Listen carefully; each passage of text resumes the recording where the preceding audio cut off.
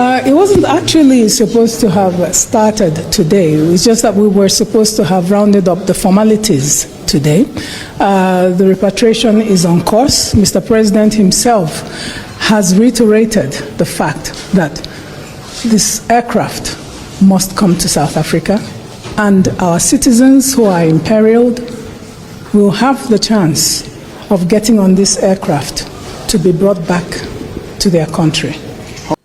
Our own Minister of Foreign Affairs, Dr. Bianca Ojukwu, has come out to reiterate and say that Nigerians may retaliate against the xenophobic attacks on Nigerians by South Africans. She is not even joking. In her words, we are considering retaliatory measures against South Africans. Nigeria may be forced to consider striking back after a wave of anti-Nigerian violence in South Africa. This has pushed citizens to seek for evacuation. The federal government has announced, according to officials, flights that were meant to begin returning Nigerians on Monday, June 8th have been pushed back due to joint document checks and screening processes being carried out with the South African authorities.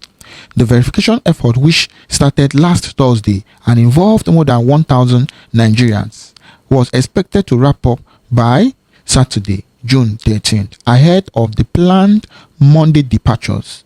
But addressing the reporters at the presidential villa in Abuja, Foreign Affairs Minister, our only Mrs. Dr. Bianca Ojukwu, said first and final preparations were still underway for those who have chosen to come home.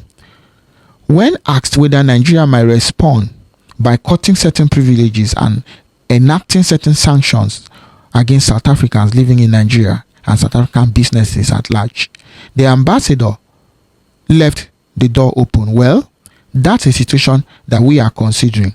This is up to our legislature. This is a decision that has to be taken at the highest level of government. But it's not out of the table. Nigeria is not happy because Nigeria has sacrificed much for South African struggle for independence. Nigeria sacrificed quite a lot, committed funds, committed resources, committed human capital to aid South African liberation.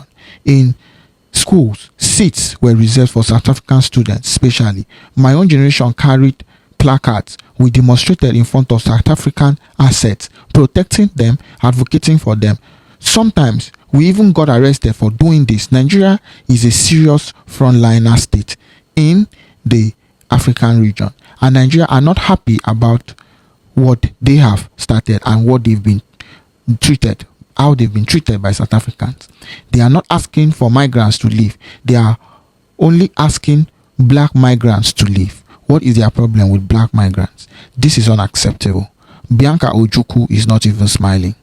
Our people, when I watch this video. How many people are we looking at? The figures keep increasing. There are several processes, as you know, that have to be undertaken by South African Homeland Security. They ensure that we screen our citizens who want to return. They also are part of the screening process. And once the citizens are cleared, they are given a paper that indicates that they're free to go, essentially. So once this situation started getting worse, the president directed that a crisis response unit be immediately set up within our consulate and also the Nigerian mission in Pretoria. So as things are, we have people in different provinces. We also have people who need to be assisted to get to the Nigerian consulate in Johannesburg. So we're in the process of all that, but the documentation, which is the most important aspect of this, has been done. All Nigerians that have shown interest to return back home, are they only cases of illegal migration? Because some South African authorities today said that most of the cases are illegal migration.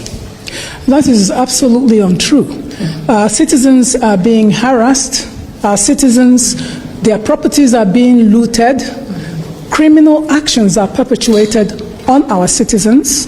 The police refuse to do anything. The South African government has not come out strongly, firmly enough to condemn these incidents. So our citizens are imperiled. They are in distress. So they cannot be said to be illegal migrants. People who are doing legitimate business have their shops looted. They have their shops set on fire. Children cannot go to school because they are intimidated in their schools.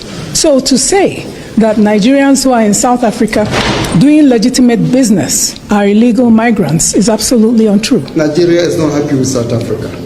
Nigeria is not happy because Nigeria has sacrificed much for the South African struggle for independence. Nigeria sacrificed quite a lot, committed funds, committed resources to aid South Africa. In schools, seats were reserved for South African students. My own generation, we carried placards. We demonstrated in front of South African assets. Sometimes we even got arrested for doing this. And Nigeria is a serious frontline state. And Nigerians are not happy about how they have treated us. They are not asking other migrants to leave. They're only asking black migrants to leave. Are we looking at the possibility of retaliatory measures?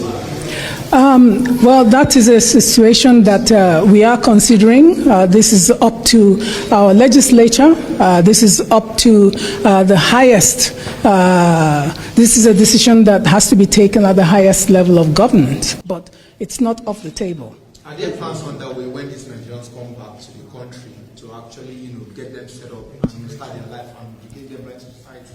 This evacuation is being undertaken with NEMA. We're doing that with various government agencies and parastatals to ensure that once they come in, they can be rehabilitated. Thank you very much. Thank you.